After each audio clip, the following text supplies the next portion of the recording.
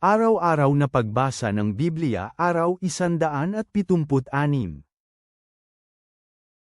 Lumang Tipan, 1 Kings 14:21-31, 1 Kings 15, 1 Kings 16:1-7. Ngayon si Rehoboam na anak ni Solomon ang naghahari sa Juda. Si Rehoboam ay 41 taong gulang noong siya ay naging hari, at siya ay 17 taong naghari sa Jerusalem, ang lungsod na pinili ni Yahweh sa lahat ng mga lipi ng Israel para ilagay ang kanyang pangalan. Ang pangalan ng kanyang ina ay Naama na taga-Amen. Gumawa ng kasamaan ng Juda sa paningin ni Yahweh, nagbunsod sa kanya para siya ay magselos sa mga kasalanang ginawa nila, higit pa sa lahat ng bagay na nagawa ng kanilang ninuno. Dahil sila ay nagtayo rin ng mga dambana, mga sagradong halijing bato, at poste ni Asera sa bawat matataas na burol at sa ilalim ng bawat luntiang puno. Mayroon ding mga kultong beerang lalaki at babae sa lupain. Ginawa din nila ang mga kasuklam-suklam na bagay na ginawa ng mga bansa, na pinalayas ni Yahweh sa harapan ng bayang Israel. Nangyari ng ika-5 taon ng paghahari ni Haring Rehoboam na sinalakay ni Shishak hari ng Ehipto ang Jerusalem. Kinuha niya ang mga kayamanan sa bahay ni Yahweh, at ang mga kayamanan sa bahay ng hari. Sinamsam niya ang lahat ng bagay, kinuha niya rin ang lahat ng mga gintong kalasag na ginawa ni Solomon. Gumawa ng mga tansong kalasag si Haring Rehoboam kapalit nila at ipinagkatiwala sila sa mga kamay ng mga pinuno ng bantay, na nagbabantay ng pintuan sa bahay ng hari.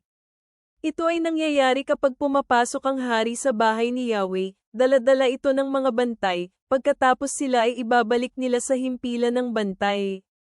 Para sa iba pang mga bagay tungkol kay Rehoboam, at sa lahat ng ginawa niya, hindi ba nasusulat sila sa ang aklat ng mga kaganapan ng mga hari ng Juda? Mayroong patuloy na digmaan sa pagitan ng sambahayan ni Rehoboam at sa sambahayan ni Jeroboam. Kaya hamimlay si Rehoboam kasama ng kanyang mga ninuno at inilibing kasama nila sa lungsod ni David. Ang pangalan ng kanyang ina ay Naama na Amonita.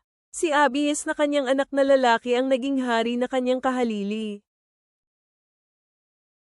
Sa ika-18 taon ng paghahari ni Haring Jeroboam anak ni Nebat, si Abiam ay nagsimulang maghari sa Juda.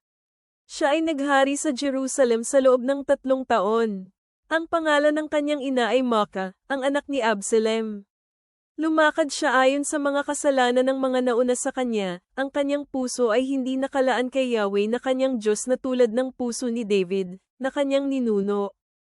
Ganunpaman, alang-alang kay David, binigyan siya ni Yahweh ng ilawan sa Jerusalem sa pamamagitan ng pagtataguyod sa kanyang anak para palakasin ang Jerusalem.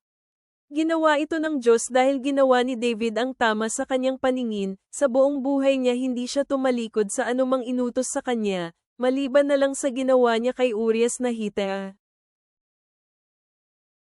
Sa kasalukuyan, may digmaan sa pagitan nila Rehoboam at Jeroboam sa buong buhay ni Abiam. At sa iba pang mga bagay tungkol kay Abiam, ang lahat ng kanyang ginawa, hindi ba naisulat ang mga ito sa aklat ng mga kaganapan sa buhay ng mga hari ng Juda? Nagkaroon ng digmaan sa pagitan ni Abiam at Jeroboam. Nahimlay si Abiam sa piling ng kanyang mga ninuno at inilibing siya sa lungsod ni David. Si Asa na kanyang anak ang naging hari kapalit niya. Sa ika-20 taon ni Jeroboam, hari ng Israel, si Asa ay nagsimulang mamuno sa Juda. Siya ay namuno sa loob ng 41 taon sa Jerusalem. Ang pangalan ng kanyang lola ay Maacah, na siyang anak ni Absalom. Ginawa ni Asa ang tama sa paningin ni Yahweh, na tulad ng ginawa ni David, na kanyang ninuno. Pinalayas niya ang mga lalaking bayaran sa mga dambana mula sa lupain at tinanggal ang lahat ng mga Diyos-Diyosa na ginawa ng kanyang mga ninuno.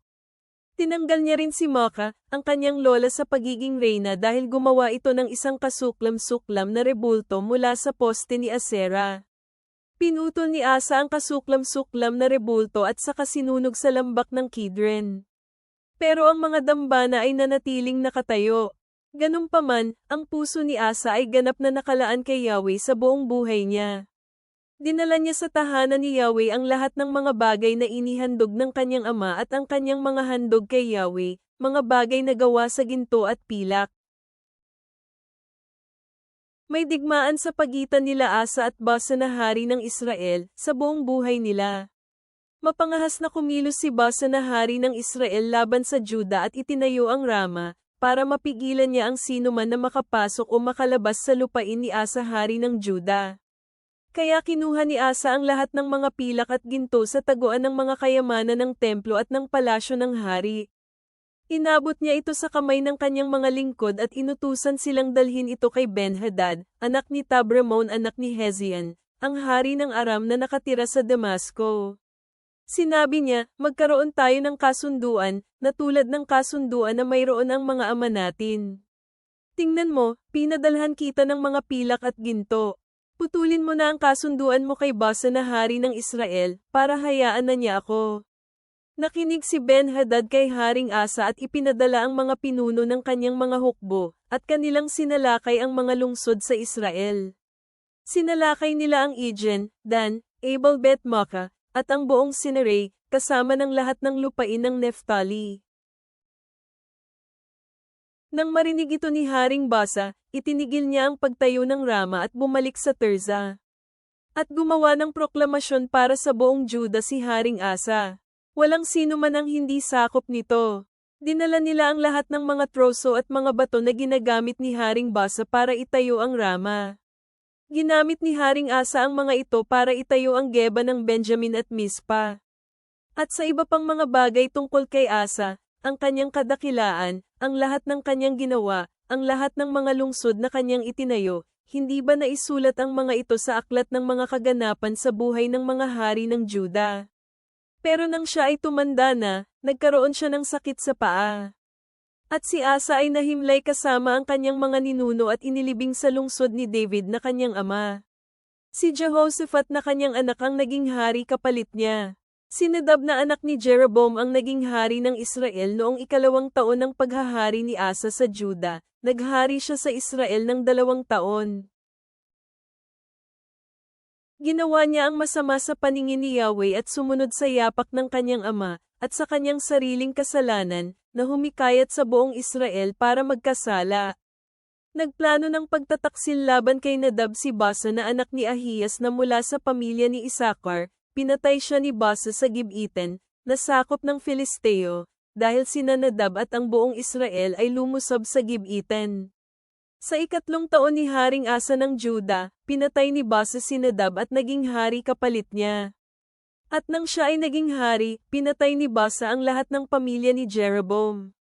Wala siyang iniwang humihinga sa mga kaapu-apuhan ni Jeroboam, sinira niya ang lipi ng mga hari sa paraang ito, ayon sa sinabi ni Yahweh kay Ahiyas ang taga-Shiloh na kanyang lingkod, para sa mga kasalanan ni Jeroboam at ang kanyang pangunguna sa buong Israel sa pagkakasala dahil ginalit niya si Yahweh, ang Diyos ng Israel. At sa iba pang mga bagay tungkol kay Nadab, ang kanyang mga nagawa, hindi ba ito nasusulat sa aklat ng mga kaganapan sa buhay ng mga hari ng Israel? May digmaan sa pagitan ni Haring Asa at Haring Baasa ng Israel sa buong buhay nila. Sa 3 taon ni Asa hari ng Juda, nagsimulang maghari sa Israel si Baasa anak ni Ahiyas sa Tirza sa loob ng 24 na taon. Ginawa niya ang masama sa paningin ni Yahweh at lumakad sa yapak ni Jeroboam at sa kanyang kasalanan na humikayat sa buong Israel para magkasala. Dumating ang mensahe ni Yahweh kay Jehu na anak ni Hanani laban kay Baasa, at nagsabing, sa kabila ng pag-angat ko sa iyo mula sa alikabok at paghirang ko sa iyo bilang pinuno ng aking bayang Israel, lumakad ka sa yapak ni Jeroboam at hinimok ang aking bayang Israel para magkasala, upang magalit ako dahil sa kanilang mga kasalanan. Tingnan mo, tuluyan kong itataboy si Baasa at ang kanyang pamilya, at itutulad ko ang iyong pamilya sa pamilya ni Jeroboam na anak ni Nebat.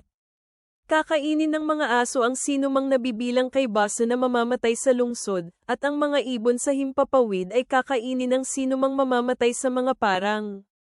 At sa iba pang mga bagay tungkol kay Baasa, ang kanyang mga ginawa, ang kanyang kadakilaan, hindi ba ito nasusulat sa aklat ng mga kaganapan sa buhay ng mga hari ng Israel? Nahimlay si Basa kasama ng kanyang mga ninuno at inilibing sa Tirzah, at ang kanyang anak na si Ela ang naging hari kapalit niya.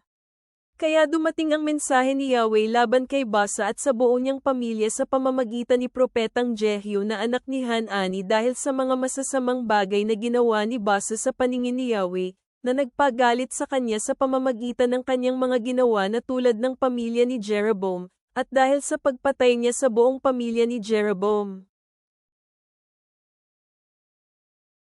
Bagong Tipan, Acts 16:16-40.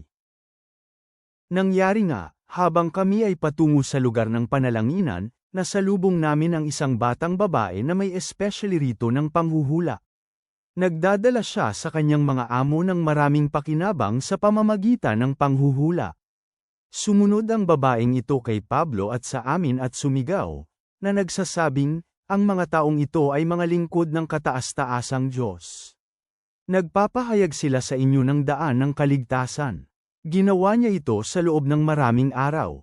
Ngunit si Pablo nang lubhang nainis sa kanya ay lumingon at sinabi sa Espiritu, inuutos ko sa iyo sa pangalan ni Jesu Kristo lumabas ka sa kanya.